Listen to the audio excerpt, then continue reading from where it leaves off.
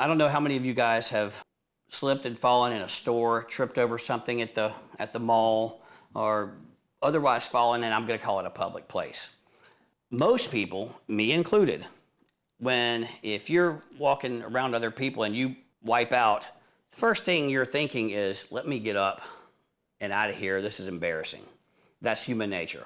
But as an attorney, I've got to let you know that there are some things that you need to at least take notice of around you if you find yourself in that unfortunate situation.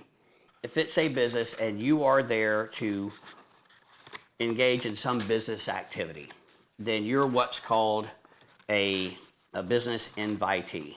If you go to the grocery store to buy groceries, you're a business invitee. Go to a doctor's office or a auto parts place, then you are a business invitee, which means the store owner has to take reasonable care to protect you against from unreasonable harm. Premises liability 101, we'll call it. Just because you are injured in a store or a business does not mean that that business or their insurance carrier owes you any money. Just like an auto accident, you have to prove fault. 3 basic elements. Number 1, there has to be a presence of an unreasonably dangerous condition, and that burden is on you.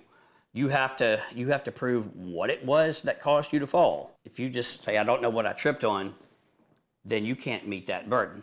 So if it happens to you or happens to someone you're with, try to look around and see if you can determine what caused it. And then if it's not you on the floor, if you're with somebody, take some pictures.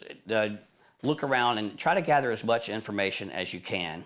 And by all means, if someone saw it, please get their information so you can call them later if you need to. Number 2, there has to be notice on behalf of the employer or of the employees of the business. Now, notice can be either constructive or actual notice. Constructive notice means they should have known the danger and the exercise of reasonable care. Actual notice means they did know about it. They actually knew about it and didn't do anything about it. The reason that there is a notice requirement, let's say that you're walking down the grocery store aisle, and in front of you is a lady pushing a buggy with a small child. And the child throws his bottle and it lands on the floor and the bottle contents go everywhere. If you're coming around behind them and you fall in that mess that's been left by the child, then the store is not going to be at fault for that, even though it was a dangerous condition, because they didn't have time to not only discover it, but also they didn't have time to remedy the situation. The third element is there could be no fault or no contributory fault on the person that is injured. It's just like we talked about for a car. If you're contributorily negligent in a car accident, you can't recover. If you contribute to your own fall or your own injury in a premises liability case, then it bars you from recovering. Let's say that there's a big pile of oil in an auto parts store and it's sitting there in the middle of the store and it's been there for 30 minutes. Employees have walked by it and they see that it's there.